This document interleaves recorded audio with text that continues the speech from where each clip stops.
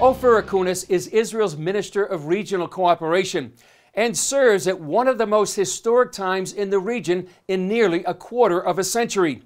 We sat down with the minister to discuss the ongoing historic developments known as the Abraham Accords.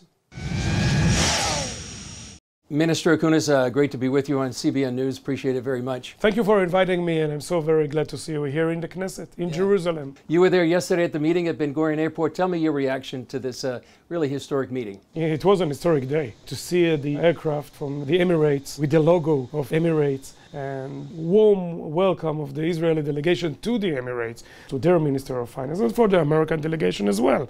But they are here all the time. The Emirates are here for the first time, and it was an historic day and a very happy day. Happy day for all of us. You've been serving Israel for many, many years. What does it mean to the history of Israel? I will tell you something. When I was, let's say, younger, in the beginning of the 90s, I remember the idea of New Middle East.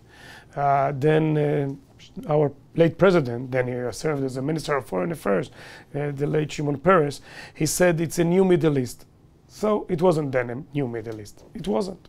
It was old with a lot of terror, tears and blood. And we remember the days of Oslo agreements. But what happened yesterday, that was a new Middle East. Because you saw the aircraft from the Emirates. We are looking forward to the delegation from Bahrain. I think that something new is happening right now, these days, in the Middle East. There is the Iranian issue, and Iran, Hezbollah and Hamas, and Israel, Emirates, Bahrain, and I hope that you will find in a few days another countries here around us. So this is the new Middle East, and this is a new era. Quite a time to be the Minister of Regional Cooperation. I agree. I agree. So we have a lot of economic regional projects that we want to restart them. I have to tell you, to restart them. And we talked about them with the Emirates, with the Bahrainians, and of course with the Americans. I think that the Abraham Fund is a very, very important thing that I heard yesterday from Adam Buehler, the head of the DFC. This is very important. Now that is $3 billion to encourage trade, cooperation, economic cooperation within the Gulf and Israel? Especially to the states, to the countries that will declare the normalization with Israel. So it will be for the benefit of them, but Israel will be part of the project. And we have a lot of examples. I can give you some examples, like the tourism project in Qasr El Yaoud, nearby Jericho. Baptismal site. Yeah, the baptism, of course, and the Jordan Gateway, nearby Bet She'an. And we talked about the Red Dead Pipe, and there is another project, Med Red Pipe. A lot of projects, of course, including the high-tech, biotech, fintech, agri-tech, water tech, etc., etc. So this is a great day to Israel and to our neighbors. We've seen Bahrain, we've seen the UAE. Who do you expect next that might normalize relations? I will let the Americans announce about the next country that will normalize our relationship with Israel.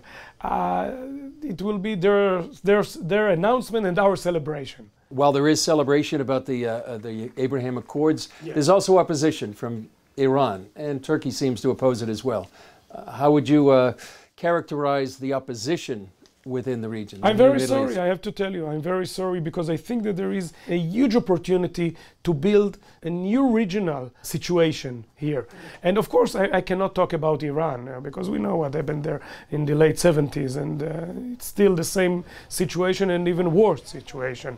But I'm very sorry for Turkey, because they can be part of a new Middle East and a new world, and the junction from the Far East and from India to North America and to Latin America as well, and to South America, actually to the whole world.